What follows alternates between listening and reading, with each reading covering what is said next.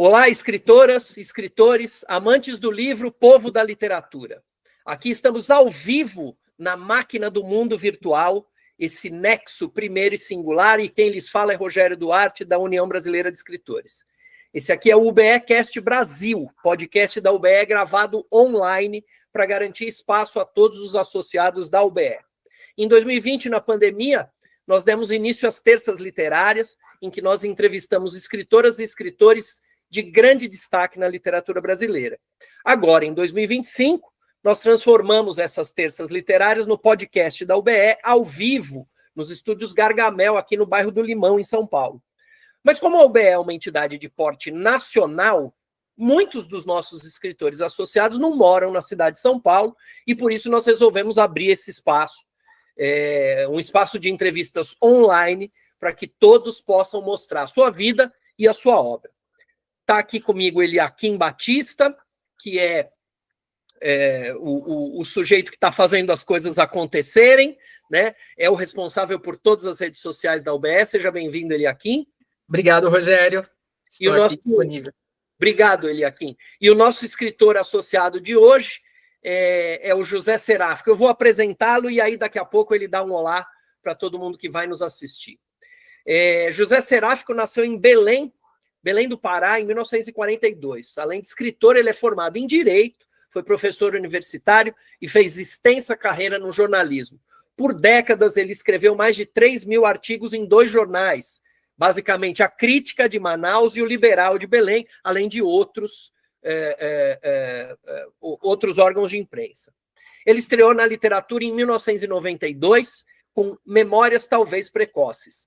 Mais recentemente, ele publicou Desencontros Poéticos ou aí, Reticências, em 2023, com poemas elaborados como comentários à obra de Guimarães Rosa, Miguel de Cervantes e Pedro Galvão, esse poeta paraense. Escreveu também Pampoética Academia, publicada em 2024, no contexto da Covid, da pandemia, em 2020. Publicou ainda os livros de circulação mais limitada, Nênias Modernas e Grácia Plena, e o último livro, pelo que eu tenho aqui, porque o José Seráfico publica bastante coisa, a última informação que eu tenho é o Versos, Quem Sabe, Poesia, publicado em 2024. Seja muito bem-vindo, José Seráfico, é uma alegria ter você aqui. Eu fico muito grato, tanto pelas palavras generosas suas, Rogério, também quanto pelo acolhimento de uma sugestão que eu dei de que os associados da UBE em todo o Brasil tivessem a oportunidade de apresentar os seus trabalhos. Então, eu fico muito gratificado, muito agradecido e me coloco à disposição dos leitores e leitoras e ouvintes e espectadores agora desse podcast tão oportuno e tão importante para a divulgação literária no Brasil. Imagina, nós é que agradecemos e eu fico feliz que a gente tenha conseguido contemplar a sugestão do associado para promover vida e obra do associado. Eu queria que você contasse para nós, para a gente começar, a tua formação como leitor e depois como é que isso acabou te levando para a carreira como escritor. E eu entendo, pelo menos de todos os jornalistas que a gente já entrevistou e que eu conheço, que tem uma... O jornalismo é uma profissão específica, né, em que o trabalho da escrita é cotidiano, né? E então aí eu aproveito para pedir para você separar também, contar para nós como é que é ser jornalista e poeta. Veja bem, Rogério, eu acho que não é estranho, pelo menos este aspecto da minha vida, em função de que eu sou um autoalfabetizado. Eu, na verdade, não entrei em nenhuma escola de alfabetização, não tive ninguém que diretamente fosse incumbido de me tirar da caverna. Por curiosidade, eu ia à casa de um tio e sempre ele estava lendo. Na verdade, eram 2 tios solteiros ainda, moravam juntos e eram nossos vizinhos. E eu lia, ou melhor, por curiosidade, eu era levado a olhar para aquelas imagens que eles tinham nos jornais que liam. E isso era tão habitual, e eu perguntava as coisas, e eles tentavam me dizer, não, isso aqui é um B, isso aqui é um A, isso quer dizer não sei o quê. chegou um momento que eles viram que eu estava lendo. Eu já sabia ler. Então, isso me criou inicialmente um problema. E esse problema qual foi? É que eu não tinha ido a nenhuma escola da rede pública.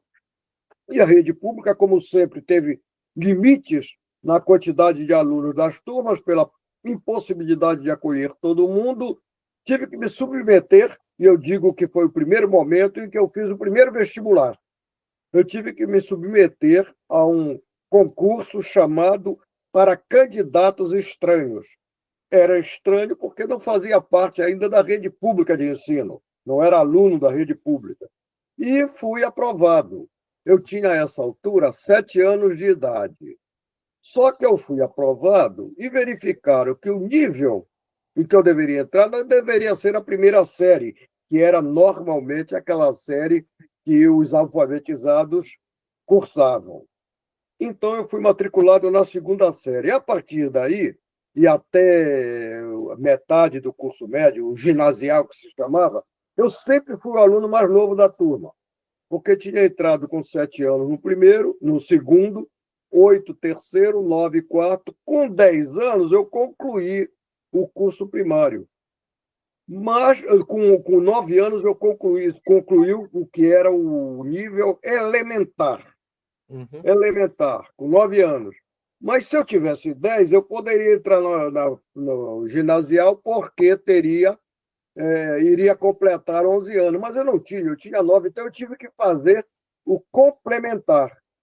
Resultado, eu tenho dois diplomas de curso primário, o elementar e o complementar. Depois, então, eu ingressei na universidade, no ginasial, com o que se chamava exame de admissão. E fui até o terceiro ano, quando fui reprovado pela primeira vez na vida, e única, ainda bem, e a partir daí eu tomei mais gosto, inclusive, pela leitura e por escrever. Escrever também tem sido uma constante na minha vida. Veja bem, aos 12 anos, com um colega de curso ginasial, criamos o que nós chamamos de O Clarim. O que era o Clarim?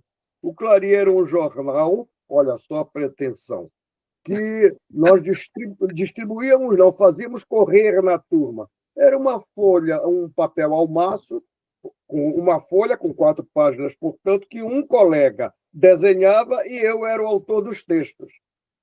Já com 17 anos, eu dirigi um jornal do Colégio Estadual Paz de Carvalho. O colégio que era considerado padrão, era um modelo como foi o Dom Pedro II do Rio de Janeiro, e que este ano completou 184 anos de fundado. Eu era aluno e, no segundo ano ginasial, fiz o Clarim. Com 17 anos, portanto, em 59, eu fui diretor do jornalzinho chamado CEPC, a sigla do próprio colégio. Com 19, eu era aluno de Direito. E com 20 anos, eu fui diretor do Tabloide UAP, que era um jornal universitário. Mas, com 19, eu já havia entrado também em um jornal chamado Jornal do Dia, em Belém. Então, é como você diz, é o cotidiano do jornalista escrever. Eu digo que escrever e ler, para mim, tem a mesma equivalência de alimentar-me no café da manhã e no almoço. São coisas certas todo dia, e das quais eu não posso abrir mão, porque são o meu sustento físico, intelectual e mental também, emocional. Ô, José, é mais ou menos essa a minha história. Maravilha. Só antes da gente falar da sua obra poética especificamente, queria saber quais são os seus autores preferidos, aqueles que te formaram. Eu não diria que, dentre os autores, o autor talvez da maior preferência tenha participado da minha formação, a não ser que eu estenda a minha formação, como acho que devo fazer até hoje, que é o José Saramago. Olha só. O Saramago, que eu conheci, creio que não faz 20 anos, não faz 20 anos que eu conheci Saramago, e já li boa parte da literatura do Saramago que eu acho que mereceu o prêmio Nobel e fico muito satisfeito que ele tenha merecido. E outros são o Jorge Amado, foi leitura da adolescência, foi leitura da adolescência também o próprio Camões, o Dom Quixote de La Mancha, o Cervantes. Então, esses são os autores, o Shakespeare, são os autores que também são meus, eu diria assim, estão na minha rota.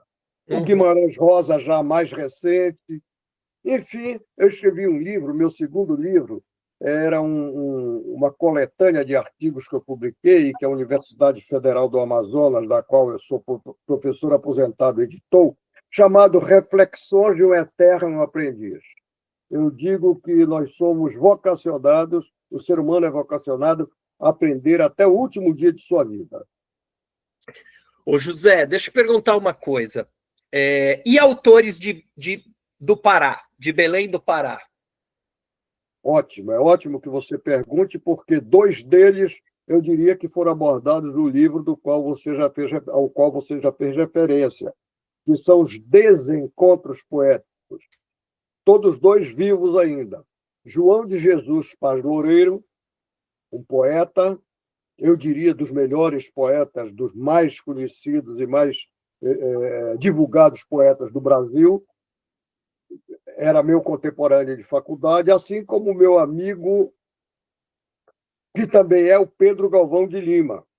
É um publicitário, meu colega desde o 4º ano ginasial até a faculdade de Direito, o final da faculdade de Direito. E dentre os mortos, o Benedito Monteiro, autor do Verde e Vago Mundo, e a respeito de quem eu fiz um comentário num ensaio que está por sair agora em novembro, em uma edição da Universidade do Maranhão. Maravilha. Eliakim, você quer perguntar? E aí, porque aí a gente começa pelo site, depois a gente fala dos livros de poesia. Seráfico vai ler daqui a pouco para nós, por favor. Exato. José Seráfico, é um prazer estar aqui contigo, companheiro de muito tempo. E também, fato, você foi o primeiro que sugeriu de fazermos entrevistas online, eu levei para a diretoria aprovou, e esse projeto acontece por causa que tem um dedo seu nele, saiba disso.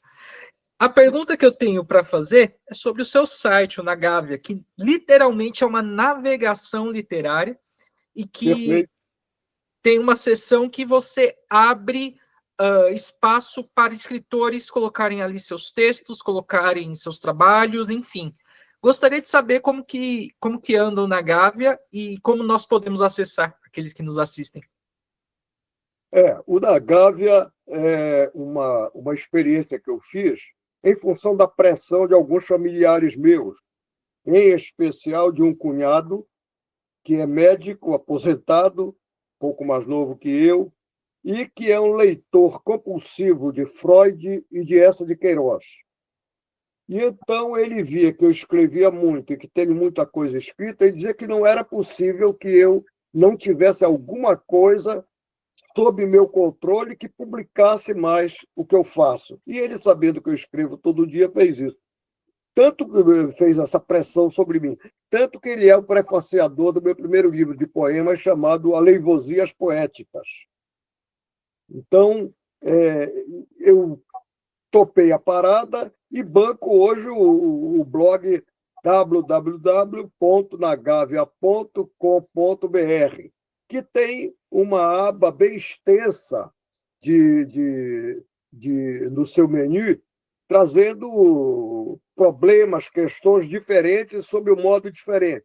Há desde o noticiário até a colocação de artigos e textos e fotografias e pinturas, imagens, que outras pessoas me mandam para o que eu chamo espaço aberto.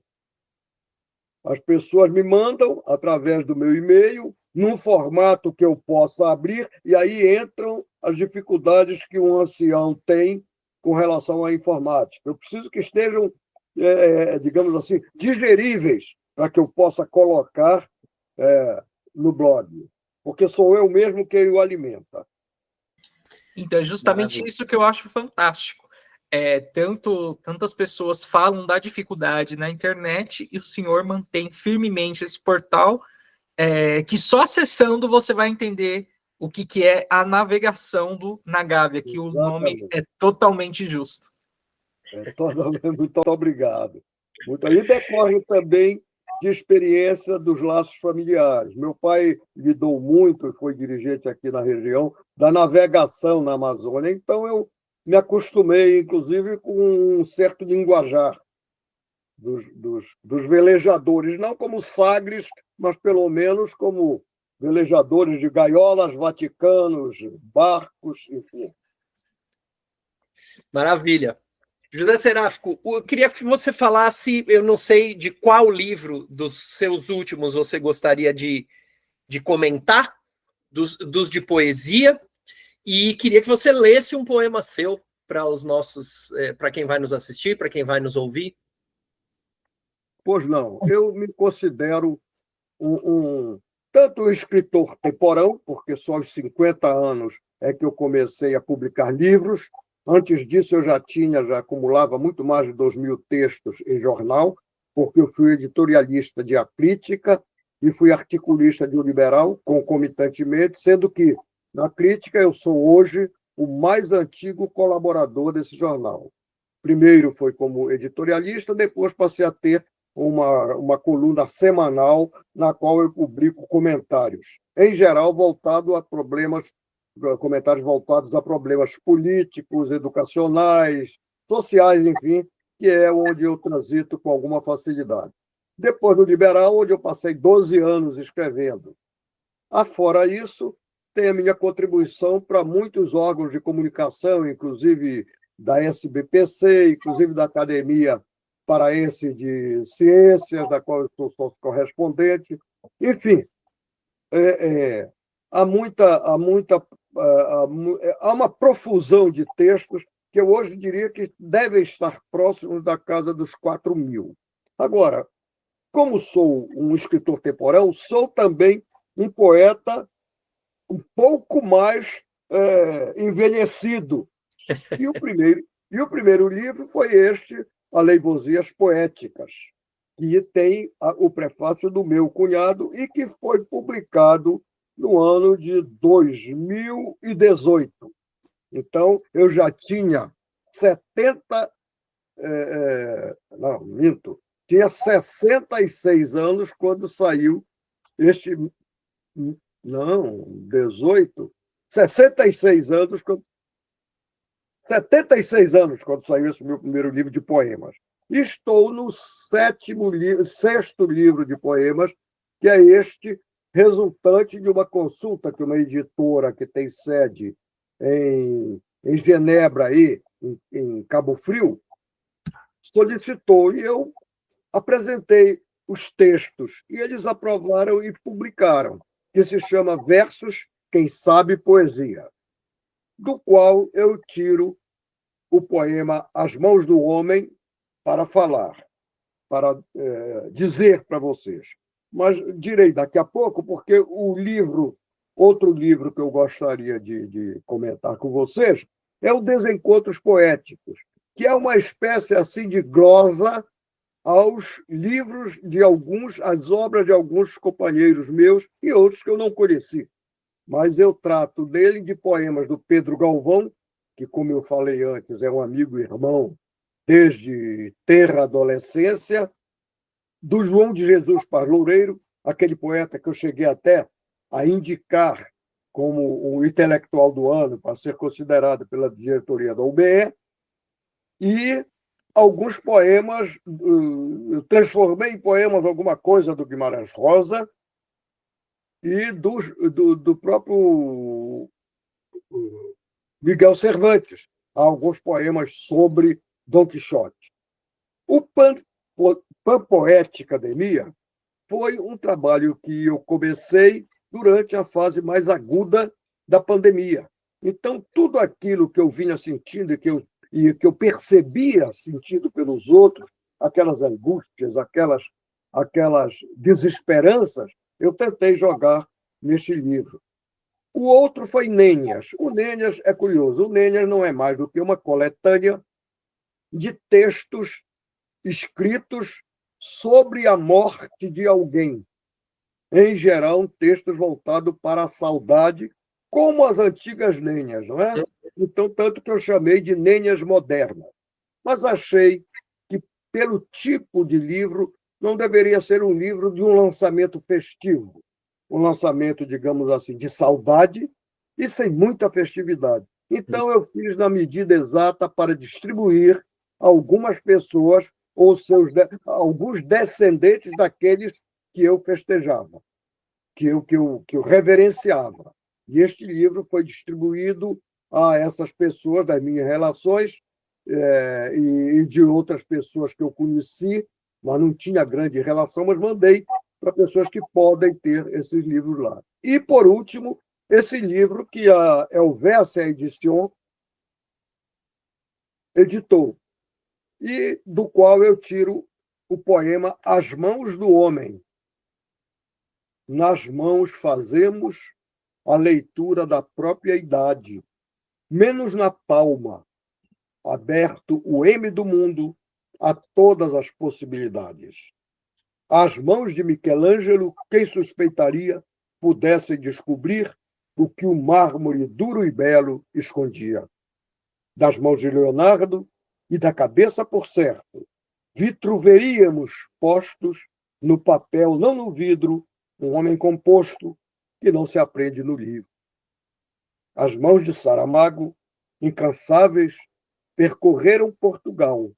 Quanto mais mundos transitaram cérebros e almas, onde se guardam em sonhos tão iguais, sentimentos tão profundos. Os pincéis postos nas mãos de Munch, a liberdade sempre negada, a todo aflito, levaram ao papel o momento lancinante de um grito. Casals deu aos dedos de suas mãos tarefa catalã, fazendo descer dos céus anjos travessos, iluminando o novo dia de toda manhã. Como era belo o volteio de Nureyev, dedos estendidos, o céu por direção.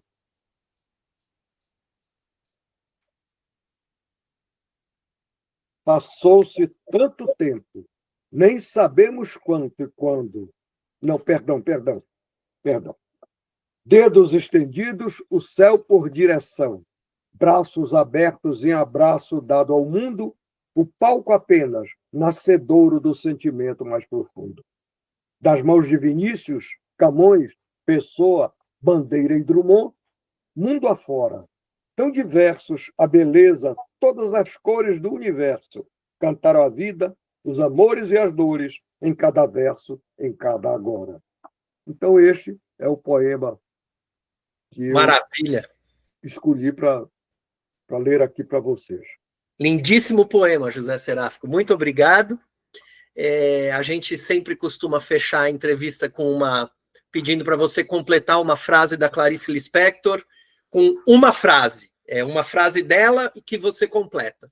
A frase da Clarice é: quanto ao futuro, nós é que deveremos construí-lo. Maravilha. Muito obrigado por estar aqui. Não sei se você quer se despedir de quem vai nos ouvir. Sim. Por favor.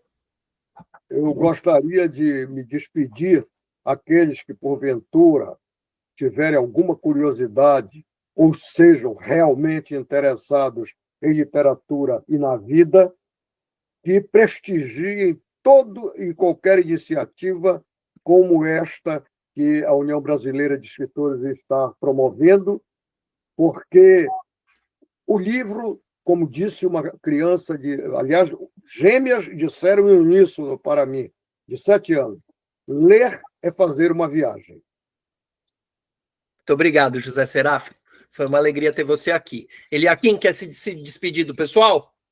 Agradeço a todos que nos assistiram em mais esse episódio, que estão aqui mais uma vez, e que continuem ligados nas mídias sociais da UBR. Obrigado, Eliakim. A nossa trilha sonora especial, feita para a UBE, de autoria de Zeca Viana, é a música Candongas Não Fazem Festa. O Eliakim, que está aqui comigo, é o responsável pelas redes sociais da UBE e fez comigo o roteiro e todo o planejamento dessa versão online do podcast. A UBE é a Casa do Escritor Brasileiro, associe-se, participe do nosso podcast, ube.org.br/associe. Todos os associados da UBE podem participar do nosso podcast, basta se associarem. E é isso aí, até a semana que vem. Tem mais não. Até mais.